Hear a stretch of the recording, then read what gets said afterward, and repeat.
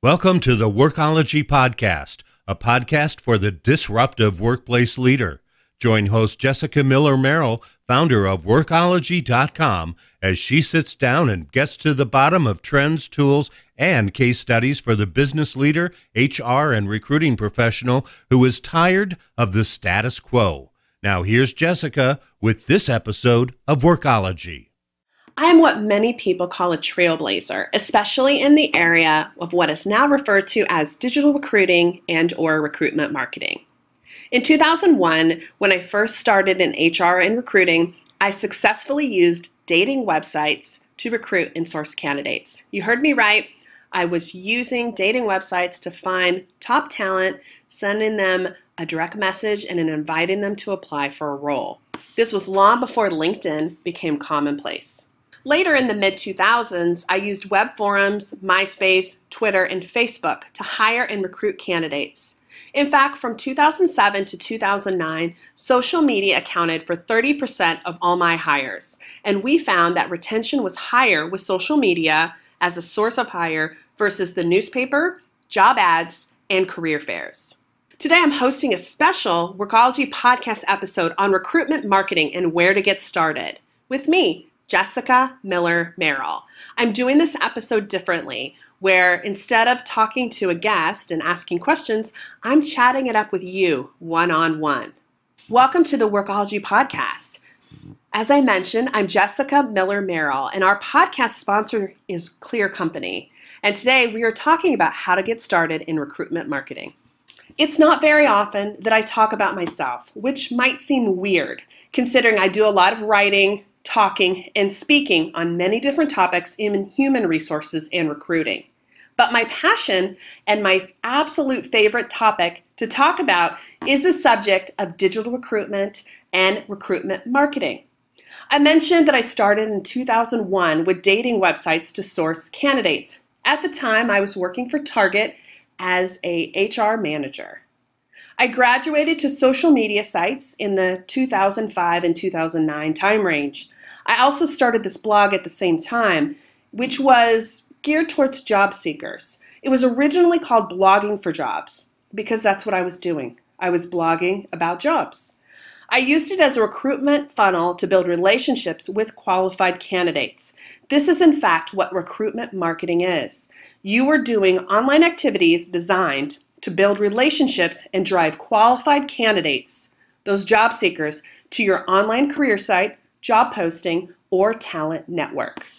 I decided to do a podcast talk on how to get started with recruitment marketing because I'm getting ready to do a presentation in Chicago on the topic, and it's top of mind for me right now.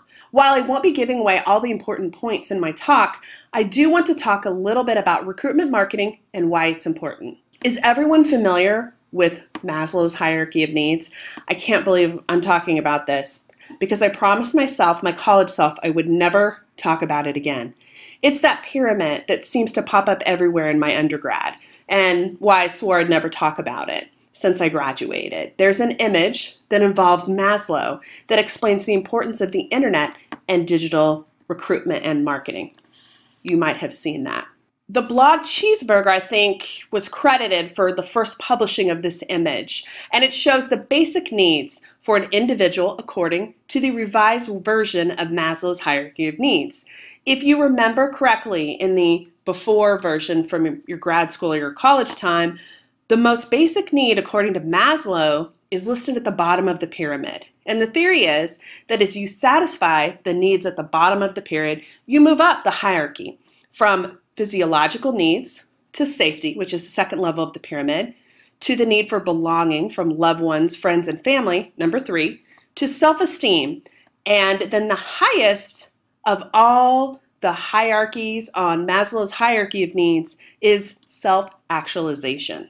In the revised version of Maslow's hierarchy of needs, the most foundational and basic need is not physiological needs, but Wi-Fi or the internet. I'll post the image in the transcript of this podcast episode on Workology if you're not familiar. It is so true. Talk to any preteen or teen, and the first question out of their mouth when they enter your home as a guest is, "What's the Wi-Fi password?" Basically, I'm saying that the internet has important stuff. which you know, but it's cross-generational. Everyone needs the internet. It's also a crazy and fast-moving place, which makes it challenging to know what to do and where to go, especially when you're hiring candidates online and thinking about recruitment marketing. Where to get started is really a loaded question, which is why I love this topic. Recruitment marketing, like any marketing, is different for everyone. Every business has a different culture, experience, and value that resonates with your job seekers. It is truly unique. Compound that with how crazy and wild the internet is and all the different options that you have. There are thousands of HR tech, thousands of social networks, different options for you to build and grow that recruitment brand. The first thing to do before you make a single job posting, tweet, or story on Instagram, or even send an email or in-mail, is to do what I call a talent brand audit. Now, I've talked about the audit before, and I'll link to some resources on the podcast transcript, which is designed to give you more information, a lot of different things that I've written and talked about in the past. But this talent brand audit is an audit document that, to me, is the most important essential thing for you to do. And it's what we do for our clients. Our talent brand audit is pretty comprehensive. It's normally 35 or more pages where we evaluate not only the experience for the candidate, but look at the hiring and recruitment process with a focus on digital internet activities. This audit is a great place to start because it helps you walk a mile in the candidate's shoes, and it can be customized to focus on different areas, say diversity recruiting. I also like the audit because it really looks at competitors. I like to apply for jobs with the competition. I like to look at their job postings. What is their Glassdoor rating, and what are other review sites saying about them? How is that different than you? What is the experience like for me on a mobile device or computer versus your site and others? This audit is the cornerstone and helps you address and prioritize opportunities to make the biggest impact, and I mean the biggest, with the smallest amount of effort, that lowest hanging fruit. It allows you to focus on small campaigns and projects to establish ROI, that's return on investment, and build those successes, build on them, gaining the trust of your leadership, and hopefully a little bit more budget so that you can do more. Let's take a reset. This is Jessica Miller Merrill, and you're listening to the Workology podcast. Today we're talking about how to get started in recruitment marketing. This podcast has a slightly different format, as I'm just chatting it up with you one-on-one instead of having a regular guest. A special thank you to our podcast sponsor, Clear Company. For those of you who are interested in the resources I've talked about today, you can visit workology.com and look at the episode transcript to get all the access to all the things that I'm talking about. Podcast support provided by Clear Company, a complete talent management platform designed to help small and medium-sized companies hire, retain, and engage A players. Visit clearcompany.com to sign up for a free personalized demo. Let's get back to the podcast. Okay, so your number one priority is figuring out this crazy world of recruitment marketing is where to start. And that starts with your talent brand audit. The second most important part is to talk to your recent hires and candidates if you're able.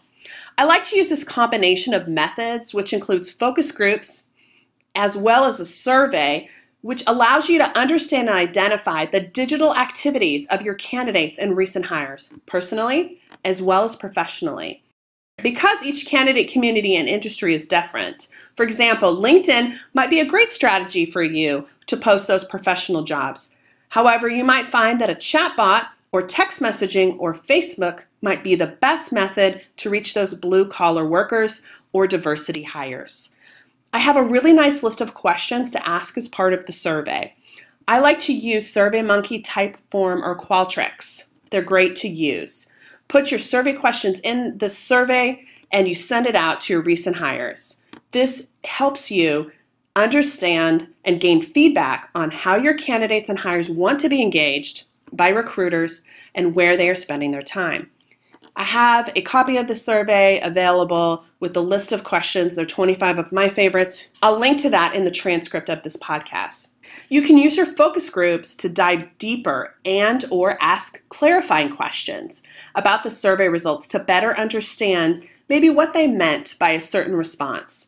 I've used this method or one similar as part of identifying an employer brand for our pillars for other clients, but that's another podcast for another date. Okay, so we've identified the talent brand audit and the survey and or focus groups. That's number 2. The third essential for getting started with recruitment marketing is understanding the digital activities and traffic that is happening, which starts with Google Analytics. Now, this is probably something you should already have on your career site or on your website before we did the talent brand audit, but I found that most clients don't have Google Analytics set up.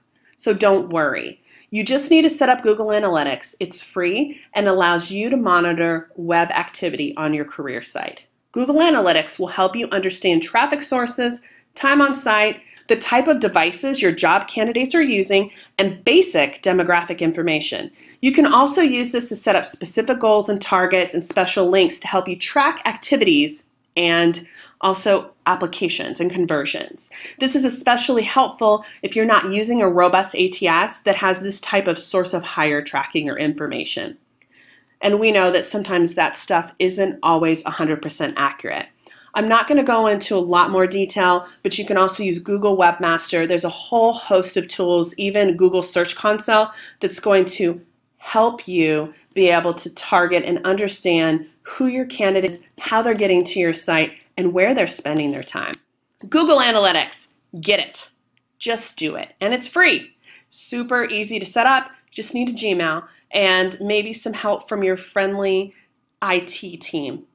As an aside, I have a nice white paper I built for a client on Google Analytics. I'm waiting for them to publish it. I do, however, have a shorter article resource I built from that same client, which is Talru, that I'll include in the link of this podcast transcript. I hope you enjoyed this different podcast format today. I just thought it was time to change things up a bit and give a different sort of pace. I love recruitment marketing and digital recruiting, and in my consulting work, it is so much fun and it's always ever changing. And I'd love to consider you asking me questions and hitting me up for any more resources and information that you need. Recruitment marketing is what job boards were in the early 2000s and the late 1990s. They are essential for an employer and your recruiters to be able to engage, build rapport, and reach qualified job candidates. This is the great thing about all this crazy stuff. And it can happen in tandem or parallel to your company's existing customer marketing efforts. That's the great thing about recruitment marketing. You can build a relationship and build a bridge with marketing. It's a great way to share, support, and just work together and support the business. Thank you for tuning into this Workology podcast episode. Are you an HR leader who's looking to upskill your HR game? Check out Workology's Learn, an on-demand learning platform anytime, anywhere for individuals and teams. Visit workology.com/learn.